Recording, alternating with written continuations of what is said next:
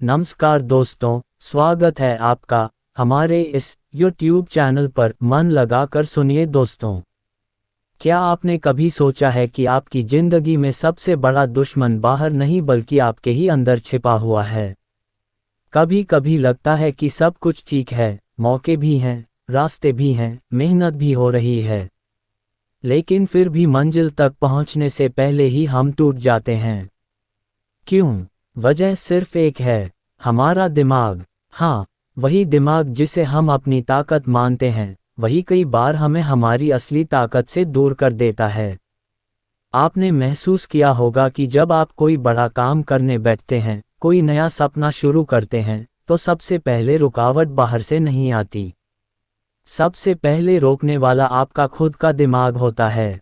ये फुसफुसाता है, यह मुश्किल है, तुमसे नहीं होगा, क्या ज़रूरत है, इतना सोचने की, आराम करो। और हम मान जाते हैं। यही सबसे बड़ी हार है, दिमाग से हार जाना। सोचिए कितनी बार ऐसा हुआ है कि आप सुबह जल्दी उठने की ठानते हैं, पर अलार्म बजते ही आपका दिमाग बहाने बनाने लगता है। आज थकान ज़्यादा है, कल से शुरू कर लेंगे। कितनी बार आपने तय किया है कि आज पूरा दिन पढ़ाई करेंगे, पर दिमाग ने बहका दिया। पहले थोड़ा मोबाइल चला लो, फिर शुरू कर लेना, और फिर दिन खत्म हो जाता है, लेकिन आपका काम अधूरा ही रह जाता है। असली सवाल यह नहीं है कि दुनिया हमें रोक रही है या हालात हमें रोक रहे हैं। असली सवाल यह है कि क्या हम अपने दिमाग पर काबू पाए हैं या अभी भी उसके गुलाम बने बैठे हैं। दिमाग की यही सबसे बड़ी चाल है। ये हमें हर उस काम से रोकता है जो हमारी जिंदगी को बदल सकता है। ये हमें धकेलता है आसान रास्तों की तरफ, आराम, आलस, डर और टालमटोल की तरफ। लेकिन दुनिया में जीत हमेशा उन्हीं की होती है जिन्होंने इस दिमाग को अपना गुलाम बना लिया। आपको लग सकता है कि यह सब बातें सिर्फ किताबों या लेक्चर में सुनने जैसी हैं, लेकिन नहीं, यह आपकी असल जिंदगी की सच्चाई है। आज आप जहां खड़े हैं, जिस हालात में हैं, उसमें सबसे बड़ा योगदान आपके दिमाग का है। वही दिमाग जो आपको रोज फैसले लेने पर मजबूर करता है। और यकीन मानिए, अगर आपने अपने दिमाग पर जीत हासिल कर ली तो कोई ताकत आपको गिरा नहीं सकती। आप सोच रहे होंगे, क्या वाकई यह इतना आसान है? क्या हम अपने दिमाग को वश में कर सकते हैं? क्या हम इस मशीन को कंट्रोल कर सकते हैं जो दिन रात बिना रुके काम करती रहती है? जवाब है हाँ, बिल्कुल कर सकते हैं। और यही फर्क बनाता है हारने वालों और जीतने वालों के बीच। जरा ठहर कर सोचिए, दुनिया के हर बड़े इंसान, हर विजेता, हर वो इंसान जिसने असंभव को संभव कर दिखाया, उन सब में एक चीज़ कॉमन थी। वो अपने हालात से ज़्यादा मजबूत थे, वह अपनी मुश्किलों से ज़्यादा जिद्दी थे, और सबसे बड़ी बात, वह अपने दिमाग को कंट्रोल करना जानते थे। उनका दिमाग उनके इशारों पर चलता था, ना कि वह दिमाग के बहानों के गुलाम बनते थे। असल में दिमाग हमारा सबसे बड़ा दोस्त भी है और सबसे बड़ा दुश्मन भी। ये हमें ऊंचाई तक पहुंचा सकता है और यही हमें गहरी खाई में धकेल सकता है। फर्क बस इतना है कि हम इसे किस तरह इस्तेमाल करते हैं। जो लोग दिमाग से हार जाते हैं, वह हमेशा पछतावे में जीते हैं, और जो लोग दिमाग पर जीत पा लेते हैं, वह पूरी दुनिया जीत लेते हैं।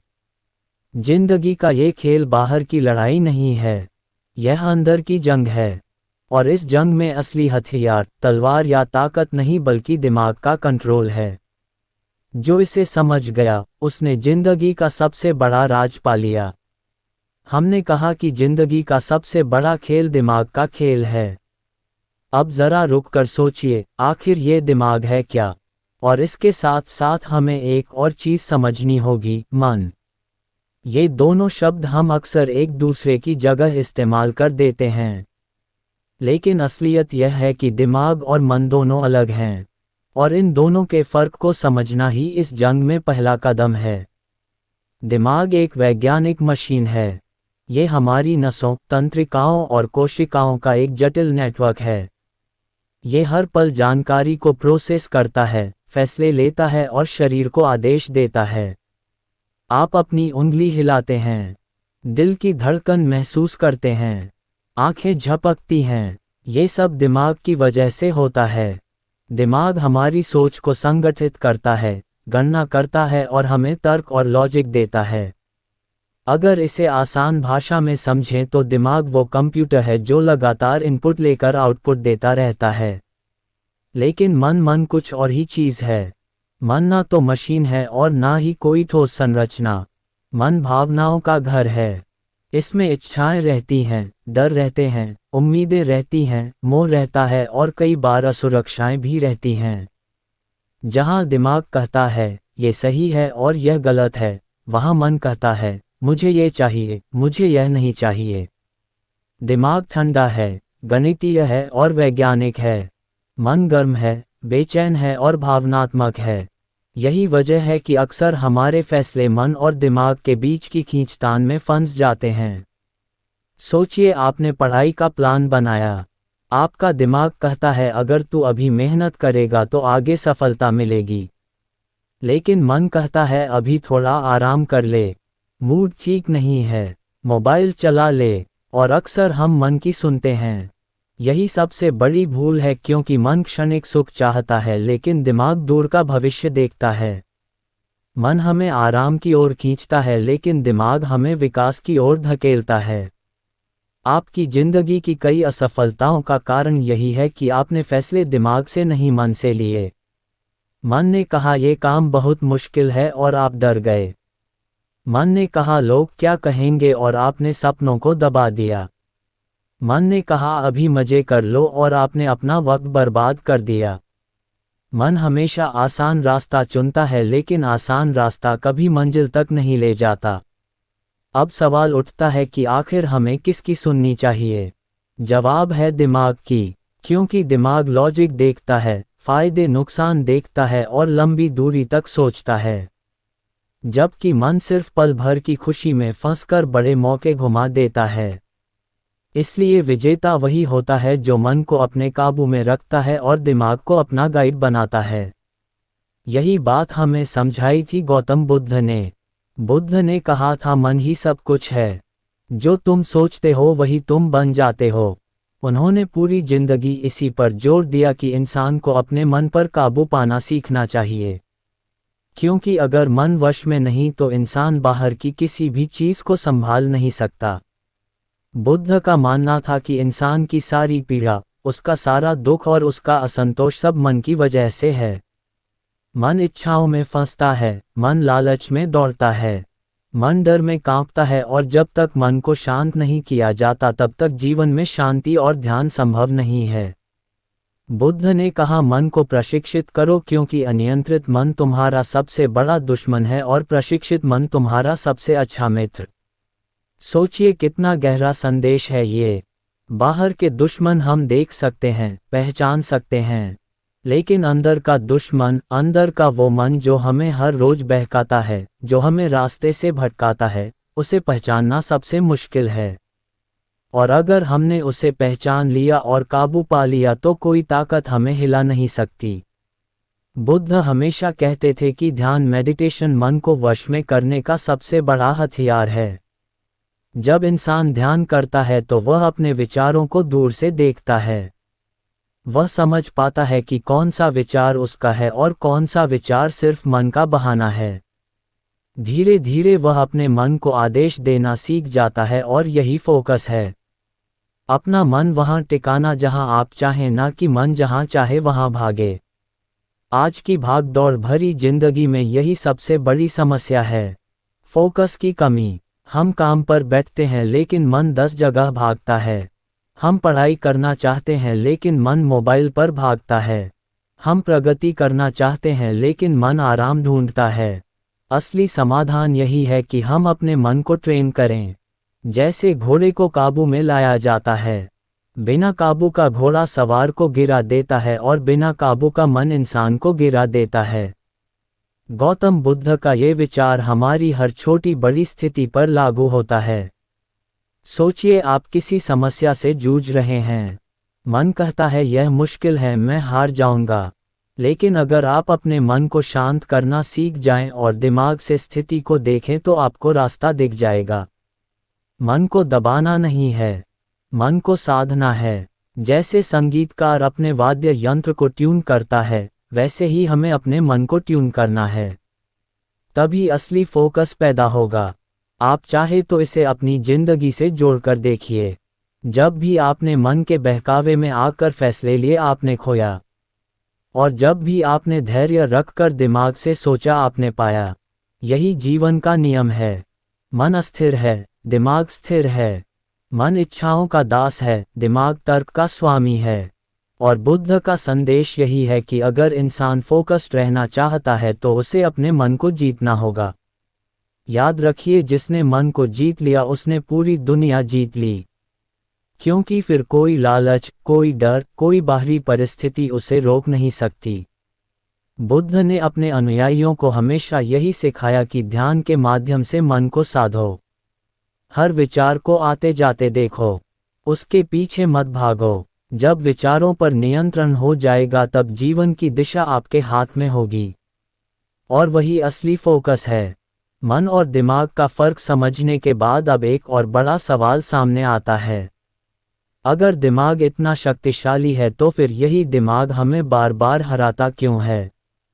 क्यों यही दिमाग जो हमें जीत की ओर ले जा सकता है, कई बार हमें हार की तरफ धकेल देता है? इसका जवाब बड़ा ही चौंकाने वाला है। असल में दिमाग हमेशा हमें सुरक्षा देने के लिए बना है। लाखों साल पहले जब इंसान जंगलों में रहता था तो उसके लिए सबसे जरूरी चीज़ थी जिंदा रहना।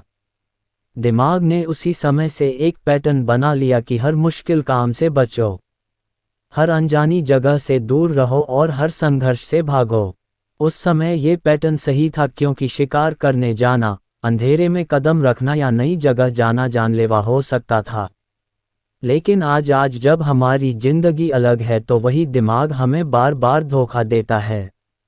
यही वजह है कि जब भी हम कोई बड़ा कदम उठाना चाहते हैं, दिमाग सबसे पहले डर पैदा करता है। जैसे ही आप सोचते हैं कि आज से मैं सुबह 5 बजे उठूंगा और मेहनत करूंगा, दिमाग फुसफुसाता है, तू थका हुआ है, थोड़ी और नींद ले ले। आप सोचते हैं कि अब मैं पढ़ाई पर ध्यान दूंगा, दिमाग कहता है पहले थोड़ा मोबाइल देख ले, बाद में पढ़ लेना। और हम मान जाते हैं। दिमाग हमें बार बार हराता है क्योंकि उसका पैटर्न है तुरंत आराम चुनना। अगर कोई काम आसान है तो दिमाग कहेगा हाँ कर ले, लेकिन जैसे ही काम मुश्किल होगा दिमाग तुरंत कहेगा यह मत कर, कल कर लेना। यही वजह है कि जिंदगी के बड़े काम हमेशा टलते रहते हैं। सोचिए कितनी बार आपने ठान लिया कि अब से जिम जाऊंगा, अब से रोज पढ़ूंगा, अब से नई स्किल सीखूंगा, लेकिन आपका दिमाग बीच में ही आपको रोक देता है। यह ओवरथिंकिंग करवाता है, क्या होगा अगर मैं असफल हो गया? ये डर पैदा करता है, लोग क्या कहेंगे अगर मैं गिर गया? यह आलस दिलाता है, अभी मूड नहीं है, और धीरे धीरे इंसान हार मान लेता है। असल में दिमाग हमें हराता इसलिए है क्योंकि हम उसके गुलाम बने रहते हैं। हम मान लेते हैं कि जो दिमाग कह रहा है वही सच है, लेकिन सच्चाई यह है कि दिमाग कई बार झूठ बोलता है। वो हमें बहलाता है, फंसाता है और आसान रास्ते पर धकेल देता है। और यही हमारी सबसे बड़ी कमजोरी बन जाती है। लेकिन जो लोग जीतते हैं उनका पैटर्न अलग होता है। सफल लोग दिमाग के गुलाम नहीं बनते, बल्कि वह दिमाग को अपना गुलाम बना लेते हैं। फर्क बस इतना होता है कि वह समझ जाते हैं कि दिमाग की हर बात सच नहीं है। जब दिमाग कहता है रुक जा तो वह कहते हैं नहीं, मुझे आगे बढ़ना है। जब दिमाग कहता है तू नहीं कर पाएगा तो वह जवाब देते हैं मैं कोशिश करके देखूंगा। यही है जीतने वालों का दिमागी पैटर्न। अगर आप गौर से देखेंगे तो पाएंगे कि दुनिया के हर सफल इंसान में एक चीज़ कॉमन होती है, हर परिस्थिति में शांत और पॉजिटिव रहना। मुश्किलें उनके सामने भी आती हैं, डर उन्हें भी लगता है, लेकिन वह अपने दिमाग को अपने इशारों पर चलाते हैं। जब सब भाग रहे होते हैं वह ठहर कर सोचते हैं, जब सब हार मान रहे होते हैं वह आगे बढ़ते हैं। यही फर्क है विजेता और हारने वाले में। मनोविज्ञान हमें बताता है कि दिमाग को बदला जा सकता है। एक समय था जब वैज्ञानिक मानते थे कि दिमाग एक बार जैसा बन गया वैसा ही रह जाएगा, लेकिन आज न्यूरोसाइंस ने साबित कर दिया है कि दिमाग लचीला है। इसे रिप्रोग्राम किया जा सकता है। इसे कहते हैं न्यूरोप्लास्टिसिटी। इसका मतलब है कि अगर आप बार बार कोई नई आदत डालते हैं तो दिमाग उसके हिसाब से नए रास्ते बना लेता है। सोचिए, जब आप पहली बार साइकिल चलाना सीख रहे थे तो कितनी बार गिरे होंगे। आपका दिमाग बार बार कह रहा होगा ये बहुत मुश्किल है, लेकिन आपने हार नहीं मानी और धीरे धीरे बार बार अभ्यास से आपका दिमाग नए पैटर्न सीख गया। आज आप बिना सोचे साइकिल चला लेते हैं। यही ताकत है न्यूरोप्लास्टिसिटी की। अब अगर यही नियम हम पढ़ाई, काम या अपने सपनों पर लागू करें तो क्या होगा? शुरुआत में दिमाग बहाने बनाएगा, लेकिन अगर आप लगातार उसे ट्रेन करते रहेंगे तो धीरे धीरे दिमाग उस नए पैटर्न को स्वीकार कर लेगा। यही विजेता का रहस्य है। वो दिमाग को हराकर नए रास्ते बनाते हैं। एक स्टूडेंट की मिसाल लीजिए। दो दोस्त एग्जाम की तैयारी कर रहे हैं। पहला दोस्त दिमाग की सुनता है। जैसे ही बोरियत होती है वह मोबाइल उठा लेता है। जैसे ही थकान होती है वह सो जाता है। दूसरा दोस्त मन पर काबू रखता है। दिमाग कहता है आराम कर, लेकिन वो कहता है नहीं, अभी थोड़ा और पढ़ना है। नतीजा क्या होगा? एग्जाम के दिन पहला दोस्त पछताएगा और दूसरा दोस्त सफलता पाएगा। फर्क दोनों की मेहनत में नहीं बल्कि दिमाग को कंट्रोल करने की क्षमता में है। यही खेल हर जगह है। बिजनेस में, स्पोर्ट्स में, रिश्तों में। विजेता वही है जो दिमाग को रिप्रोग्राम करना जानता है। अगर हम इस पैटर्न को समझ लें तो जिंदगी बदल सकती है। दिमाग हमें हराता है क्योंकि वह शॉर्ट टर्म सुख चाहता है, लेकिन जीतने वाले दिमाग को ऐसे ट्रेन करते हैं कि वह लॉन्ग टर्म सफलता चुने, और यही असली है। याद रखिए, आपका दिमाग आपको हर दिन दो विकल्प देता है। पहला आसान रास्ता जिसमें आराम है लेकिन पछतावा भी है। दूसरा मुश्किल रास्ता जिसमें संघर्ष है लेकिन मंजिल भी है। हारने वाले पहला चुनते हैं और जीतने वाले दूसरा। कल्पना कीजिए आप रास्ते पर चल रहे हों और सामने कोई पहाड़ खड़ा हो। पहली नज़र में वह इतना बड़ा लगे कि मन कहे यह मुमकिन नहीं है, लेकिन जैसे ही आप पहला कदम बढ़ाते हैं, फिर दूसरा, फिर तीसरा, आपको एहसास होता है कि पहाड़ उतना डरावना नहीं था जितना दिमाग ने आपको पहले यकीन दिला दिया था। असल में हमारी पूरी जिंदगी भी ऐसी ही है। हम हारते नहीं, हम डर और आलस से रुक जाते हैं, और यही डर और आलस दिमाग की पुरानी प्रोग्रामिंग का हिस्सा है। इसे बदलने का नाम ही है तकनीक, और आज हम बात करेंगे उन तकनीकों की जिनसे दिमाग आपका गुलाम बनेगा और आप उसके मालिक। सबसे पहली और सबसे आसान तकनीक है छोटे लक्ष्य। देखिए, हमारा दिमाग तुरंत बड़े बदलावों को स्वीकार नहीं करता। अगर आप उसे अचानक कहें कि कल से मैं रोज सुबह 4 बजे उठूंगा तो शायद पहला दिन निकले, दूसरा भी निकल जाए, लेकिन तीसरे दिन दिमाग बहाने गिनाने लगेगा। आज तो बहुत ठंड है, आज तो बहुत थकान है। यही कारण है कि सफल लोग अपने बड़े सपनों को छोटे छोटे हिस्सों में बांटते हैं। जैसे अगर आपको 100 पेज पढ़ने हैं तो दिमाग से मत कहिए कि 100 पेज पढ़ो, बल्कि उससे कहिए चलो सिर्फ 5 पेज पढ़ते हैं। आप देखेंगे कि 5 पेज पढ़ने के बाद दिमाग खुद ही कहेगा अरे अब तो मूड बन गया और 5 पढ़ लेते हैं। यही छोटे लक्ष्य धीरे धीरे आपके दिमाग की प्रोग्रामिंग बदल देते हैं। अब आती है दूसरी तकनीक, अनुशासन। अनुशासन कोई बड़ी बड़ी बातों में नहीं बल्कि छोटी छोटी आदतों में छिपा होता है।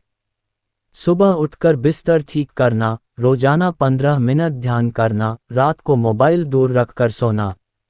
ये छोटी छोटी चीजें आपके दिमाग को ये सिखाती हैं कि मालिक तुम हो और आदेश मानना मेरी जिम्मेदारी है। कई बार हम सोचते हैं कि अनुशासन का मतलब है खुद को कठोर बना लेना, लेकिन असली अनुशासन तो वह है जिसमें आप धीरे धीरे दिमाग को इस कदर ट्रेन करते हैं कि वह खुद आपकी आदतों में शामिल हो जाए। तीसरी तकनीक है स्वयं जागरूकता।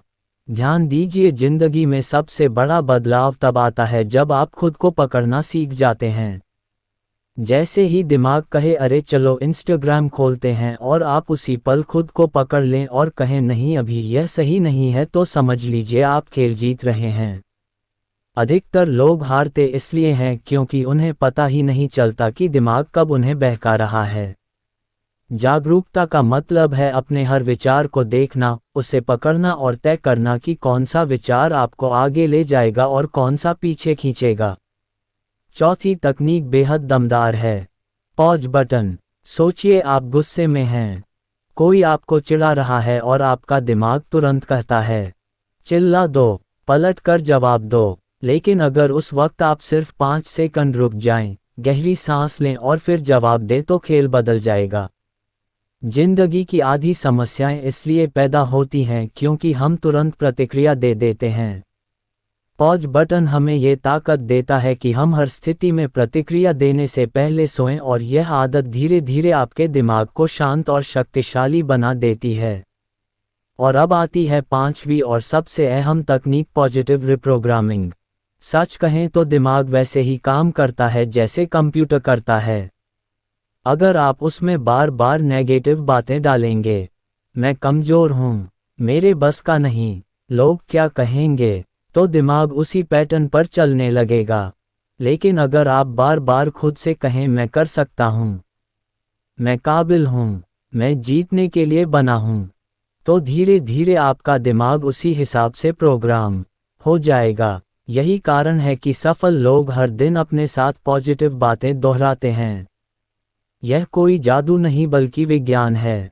न्यूरोप्लास्टिसिटी का नियम कहता है कि दिमाग बार बार दोहराई गई चीज़ों को स्थायी पैटर्न बना लेता है।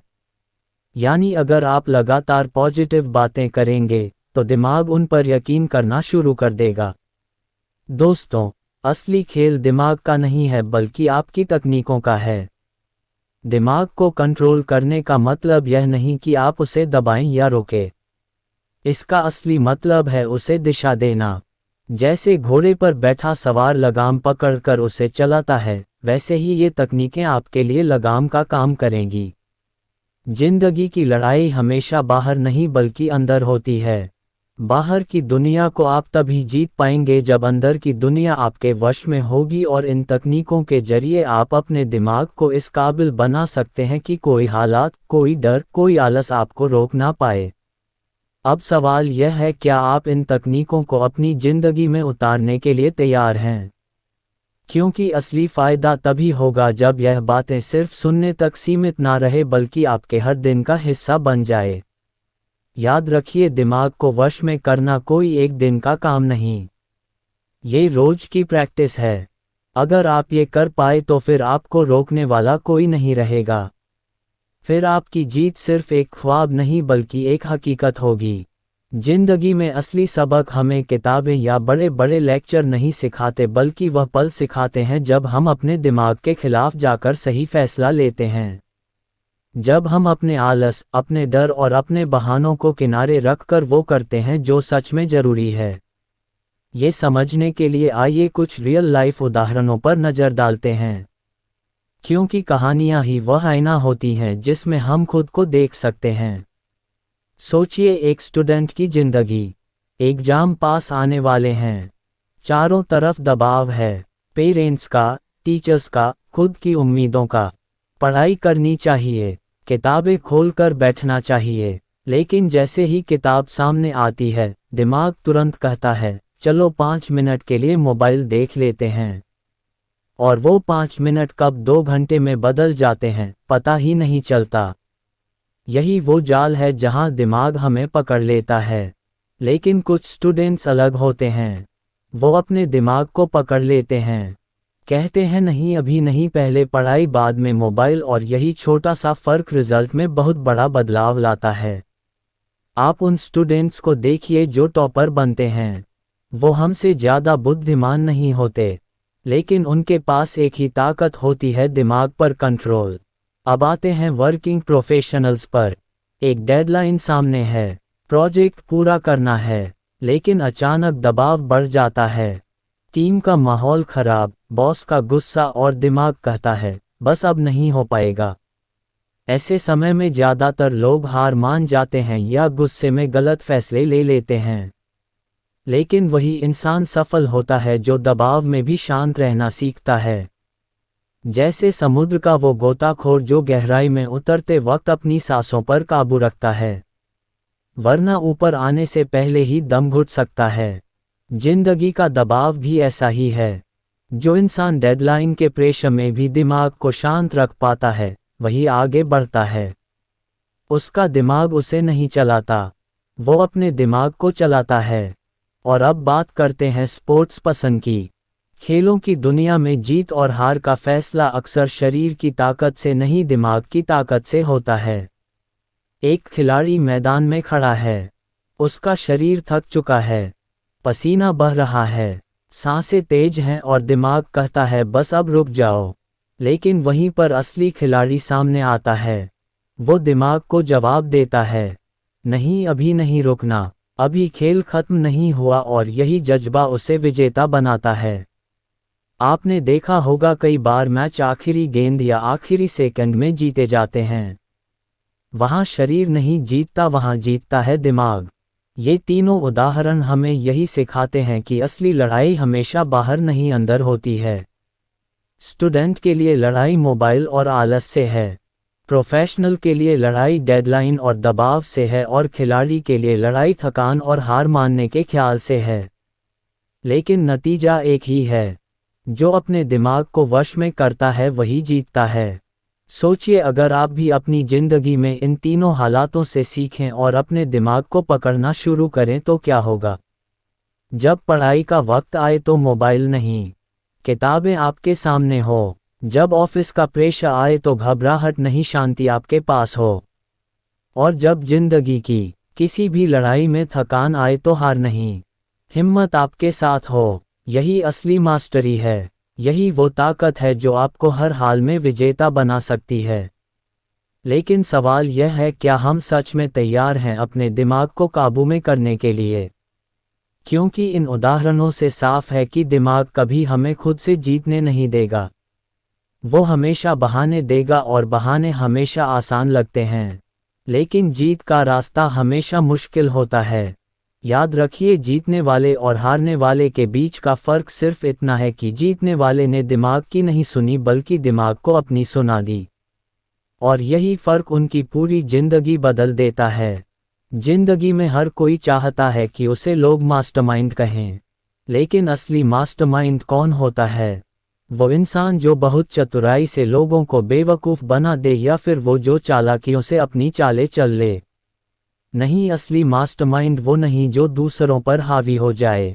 असली मास्टरमाइंड वो है जो सबसे पहले खुद पर हावी हो, क्योंकि जो अपने दिमाग पर काबू कर लेता है उसके सामने दुनिया की कोई ताकत टिक नहीं सकती। सोचिए, जब हालात आपके खिलाफ हो, जब आपके सपनों को पूरा करने का रास्ता मुश्किल हो, जब चारों तरफ नेगेटिविटी हो, तब आपका दिमाग क्या करता है? वह तुरंत आपको डर दिखाता है, बहाने देता है और कहता है छोड़ो, यह मुमकिन नहीं। और ज़्यादातर लोग वही कर देते हैं जो दिमाग कहता है। लेकिन असली मास्टरमाइंड वहीं सामने आता है। वो अपने दिमाग को रोकता है और कहता है चुप रहो, मैं तय करूँगा कि मुझे क्या करना है। मास्टरमाइंड वही है जो दिमाग को गुलाम बनाता है, मालिक नहीं बनने देता। और यह कोई जादू नहीं, यह एक मानसिक अभ्यास है। देखिए, जब कोई इंसान गुस्से में होता है और तुरंत चिल्ला देता है, वो दिमाग का गुलाम है। लेकिन जब वही इंसान गुस्से में होकर भी शांत रहता है, सोचकर जवाब देता है, तो वह मास्टरमाइंड है, क्योंकि उसने अपनी प्रतिक्रिया को कंट्रोल किया। उसने दिमाग के तुरंत आदेश को नहीं माना। हर परिस्थिति में कंट्रोल और रिस्पांस देना ही मास्टरमाइंड की असली पहचान है। आपको याद होगा, जिंदगी के कई पल ऐसे आते हैं जहां हम हारते नहीं बल्कि जल्दबाजी या गुस्से में गलत कदम उठाकर खुद को हरा देते हैं। चाहे वह रिश्ते हो, पढ़ाई हो, बिजनेस हो या करियर। असली खेल वहीं जीत जाता है जहां इंसान अपने दिमाग पर कंट्रोल रखता है। अब सोचिए, हार और जीत का फर्क आखिर कहां से आता है? शरीर से, किस्मत से या हालात से? नहीं, हार जीत का सबसे बड़ा फर्क मानसिक नियंत्रण से आता है। आप कितने ही ताकतवर क्यों ना हो, अगर दिमाग पर कंट्रोल नहीं है तो आप सबसे छोटी मुश्किल में भी गिर जाएंगे। और आप कितने ही साधारण क्यों ना हो, अगर दिमाग पर कंट्रोल है तो आप सबसे बड़ी बाधा को भी पार कर जाएंगे। यही कारण है कि दुनिया के हर सफल इंसान की कहानी में आपको एक चीज़ कॉमन मिलेगी। उन्होंने अपने दिमाग को वश में किया। असल में मास्टरमाइंड होना कोई टाइटल नहीं बल्कि एक रोज की प्रैक्टिस है। आप रोज रोज छोटे छोटे मौक़ों पर खुद को परखते हैं। सुबह अलार्म बजे और दिमाग कहे सो जाओ लेकिन आप उठ जाएं। पढ़ाई का टाइम आए और दिमाग कहे कल करेंगे, लेकिन आप आज ही कर लें। गुस्सा आए और दिमाग कहे फौरन जवाब दो, लेकिन आप मुस्कुरा दें। ये छोटे छोटे फैसले ही आपको असली मास्टरमाइंड बनाते हैं। मास्टरमाइंड वो नहीं जो दूसरों के दिमाग पर खेल खेले, बल्कि वो है जो अपने ही दिमाग को समझे और उसे सही दिशा में ले जाए। और जब आप इस स्तर पर पहुंच जाते हैं कि दिमाग आपकी बात मानने लगे तो समझ लीजिए आपकी ज़िंदगी बदलने लगी है। याद रखिए, जो अपने दिमाग का मालिक है वही दुनिया का मालिक बन सकता है। बाकी सब बस वक्त के हाथों खेलते रहते हैं। तो अगर आपको सच में मास्टरमाइंड बनना है तो पहला और सबसे ज़रूरी कदम यही है।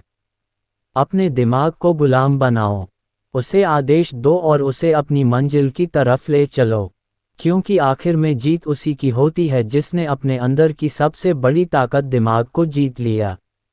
गहरी बात यह है कि जिस सच को आजकल का आधुनिक मनोविज्ञान खोज रहा है, गौतम बुद्ध ने उसे 2500 साल पहले ही समझ लिया था। फर्क बस इतना है कि बुद्ध ने उसे भाषा दी, ध्यान, जागरूकता और भीतर की शांति की, जबकि आज मनोविज्ञान उसे शब्दों में परिभाषित करता है। माइंडफुलनेस, न्यूरोप्लास्टिसिटी और कॉग्निटिव कंट्रोल। सच तो एक ही है, बस कहने का तरीका अलग है। गौतम बुद्ध ने कहा था कि मन ही सब कुछ है, जैसा तुम सोचते हो वैसे ही बन जाते हो। आज का साइकोलॉजी कहता है कि हमारे विचार ही हमारे न्यूरल पैटर्न बनाते हैं, और वही पैटर्न हमारी आदतें, हमारे फैसले और हमारा पूरा व्यक्तित्व तय करते हैं। यानी बुद्ध का वाक्य आज न्यूरोसाइंस में जाकर वैज्ञानिक प्रमाण पा चुका है। बुद्ध का सबसे बड़ा जोर था जागरूकता पर। वे कहते थे कि जब तुम हर पल जागरूक रहोगे तब तुम अपने मन को समझ पाओगे। गुस्सा आए तो देखो कि गुस्सा आ रहा है, डर लगे तो देखो कि डर लग रहा है। ये देखने का काम ही तुम्हें आज़ाद कर देगा। अब ज़रा सोचिए, आज मनोविज्ञान भी यही कहता है। उसे नाम दिया गया है सेल्फ अवेयरनेस। साइकोलॉजी यह साबित कर चुकी है कि जो इंसान अपने विचारों और भावनाओं को पहचान लेता है, वही उन्हें कंट्रोल कर पाता है। बुद्ध का देखो और समझो और आज का सेल्फ अवेयरनेस दोनों एक ही बात की तरफ इशारा करते हैं। एक उदाहरण लीजिए। बुद्ध के पास एक आदमी आया। उसने उन्हें बहुत गालियां दी। आम इंसान होता तो शायद पलट कर जवाब देता या नाराज हो जाता, लेकिन बुद्ध मुस्कुराए और चुपचाप सुनते रहे। जब उस आदमी की गालियां खत्म हुई, बुद्ध ने कहा, अगर कोई तुम्हें तोहफा दे और तुम उसे स्वीकार ना करो तो वह किसके पास रह जाएगा? आदमी बोला, उसके पास ही रहेगा जिसने दिया। बुद्ध ने कहा, तो ये गालियां भी तुम्हारे पास ही रहेंगी, मैंने तो इन्हें लिया ही नहीं। अब आप सोचिए ये क्या था? ये था कंट्रोल्ड रिस्पांस, जिसे आज का साइकोलॉजी इमोशनल रेगुलेशन कहता है। यानी अपनी भावनाओं को तुरंत बाहर ना निकालना, बल्कि उन्हें समझना और सही तरीके से हैंडल करना। बुद्ध का एक और जोर था ध्यान पर। वे कहते थे कि ध्यान मन की अशांत लहरों को शांत करता है। आज मनोविज्ञान और न्यूरोसाइंस की रिसर्च यही कह रही है कि मेडिटेशन से दिमाग की संरचना बदलती है। ध्यान करने से प्रीफ्रंटल कॉर्टेक्स मजबूत होता है, जो फैसले लेने और ध्यान केंद्रित करने के लिए जिम्मेदार है। साथ ही अमेग्डाला शांत होता है, जो डर और गुस्से का स्रोत है। यानी बुद्ध की साधना और आज का न्यूरोसाइंस एक ही नतीजे पर मिलते हैं। ध्यान से मन शांत होता है और दिमाग काबू में आता है। अब एक और उदाहरण देखिए। बुद्ध अक्सर कहते थे कि इच्छाएं ही दुख का कारण है। जब तुम हर समय मुझे ये चाहिए, मुझे वह चाहिए कि दौड़ में लगे रहते हो, तो मन बेचैन होता है। आज का मनोविज्ञान इसे नाम देता है हेडोनिक ट्रेडमिल। इसका मतलब है कि इंसान जब एक चीज़ पाता है तो कुछ समय बाद उससे बोर हो जाता है और फिर दूसरी चीज़ की चाहत करने लगता है। नतीजा ये कि खुशी कभी स्थायी नहीं रहती।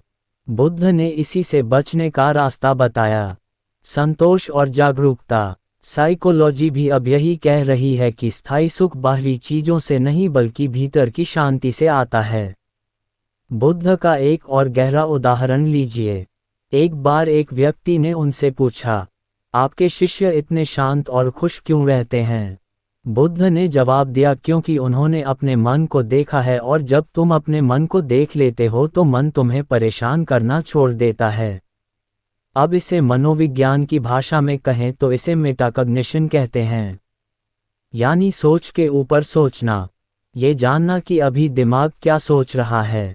साइकोलॉजी मानती है कि जो इंसान मेटाकॉग्निशन विकसित कर लेता है, उसके अंदर सेल्फ कंट्रोल और समस्या सुलझाने की क्षमता बहुत बढ़ जाती है। और एक बात बुद्ध ने कहा था, क्रोध को क्रोध से नहीं प्रेम से जीता जा सकता है। अब आप देखिए, आज साइकोलॉजी कहती है कि कंपैशन यानी करुणा ना सिर्फ रिश्तों को सुधारती है बल्कि हमारे दिमाग में भी बदलाव लाती है। जो इंसान करुणामय होता है, उसके दिमाग में ऑक्सीटोसिन और डोपामिन जैसे हार्मोन रिलीज होते हैं, जिससे खुशी और शांति बढ़ती है। यानी बुद्ध की करुणा और आज का न्यूरोसाइंस दोनों एक ही बात साबित कर रहे हैं। ये सारे उदाहरण हमें यही दिखाते हैं कि बुद्ध का विज्ञान और आज का मनोविज्ञान अलग अलग रास्ते नहीं है बल्कि एक ही सत्य की तरफ बढ़ने वाले दो तरीके हैं। फर्क बस इतना है कि बुद्ध ने अनुभव से रास्ता बताया और मनोविज्ञान ने प्रयोग से। लेकिन मंजिल एक ही है, मन पर नियंत्रण। तो अब सोचिए, अगर हम बुद्ध के विचारों को आज के साइकोलॉजी के टूल्स के साथ मिलाकर अपनाएं तो हमारी जिंदगी कितनी संतुलित हो सकती है। हम गुस्से में भी शांत रह सकते हैं, डर में भी हिम्मत रख सकते हैं और प्रलोभनों के बीच भी स्थिर रह सकते हैं। यही असली इष्ट है, यही असली आज़ादी है। जब हम इस पूरी यात्रा को देखते हैं, दिमाग और मन के अंतर को, गौतम बुद्ध के विचारों को और आज के मनोविज्ञान की सीख को, तो एक गहरी सच्चाई सामने आती है। असली ताकत इस बात में नहीं है कि हमारे पास कितना पैसा है, कितनी शोहरत है या कितनी बाहरी सुविधाएं हैं। असली ताकत इस बात में है कि हम अपने दिमाग और मन को कितना समझते हैं और कितना नियंत्रित कर पाते हैं। गौतम बुद्ध ने हजारों साल पहले जो रास्ता दिखाया था, वह सिर्फ आध्यात्मिक नहीं था, वह बेहद प्रैक्टिकल था। उन्होंने कहा था कि अगर मन को साध लिया, तो दुनिया की कोई भी ताकत तुम्हें हरा नहीं सकती। आज का मनोविज्ञान और साइंस भी यही कह रहा है कि इंसान का असली मास्टरमाइंड वही है जो अपने विचारों को, अपनी भावनाओं को और अपनी प्रतिक्रियाओं को कंट्रोल करना जानता है। सोचिए ज़रा, अगर हर परिस्थिति में आप शांत रह पाए, हर नेगेटिविटी को अपने ऊपर हावी ना होने दें और हर बार सही निर्णय ले सकें, तो आपकी ज़िंदगी कितनी बदल जाएगी। लोग आपको देखकर सोचेंगे, यह इंसान अलग है, ये हर हाल में मजबूत है, और यही असली जीत है। इस वीडियो का असली संदेश यही है कि दिमाग और मन के मालिक बनो, उनके गुलाम मत बनो, क्योंकि जब आप खुद को कंट्रोल कर लेते हो, तब आप पूरी दुनिया को कंट्रोल करने की ताकत पा लेते हो। दोस्तों, अगर यह बातें आपके दिल को छू गई, अगर आपको लगा कि इस वीडियो ने आपको कुछ सोचने, समझने और बदलने की प्रेरणा दी है, तो यही मेरा असली मकसद है। और अब मैं आपसे एक छोटी सी विनती करता हूँ। अगर आप ऐसी ही गहरी, सच्ची और जीवन बदल देने वाली बातें सुनना चाहते हैं तो हमारे इस चैनल को सब्सक्राइब जरूर कीजिए, क्योंकि यहाँ हम सिर्फ मोटिवेशन नहीं देते बल्कि जिंदगी जीने का असली रास्ता दिखाने की कोशिश करते हैं। वीडियो को लाइक कीजिए, अपने दोस्तों और परिवार के साथ शेयर कीजिए ताकि और भी लोग अपने मन की ताकत को पहचान सकें। और हाँ, कमेंट में मुझे बताइए कि आज की इस पूरी चर्चा में आपको कौन सी बात सबसे ज़्यादा दिल को छू गई। याद रखिए, दिमाग खेल है और जो इसे समझ गया वही दुनिया जीत गया। तो मिलते हैं अगली वीडियो में, तब तक अपने मन को शांत रखिए। दिमाग को मजबूत बनाए और अपने जीवन को एक नई ऊंचाई पर ले जाए। धन्यवाद।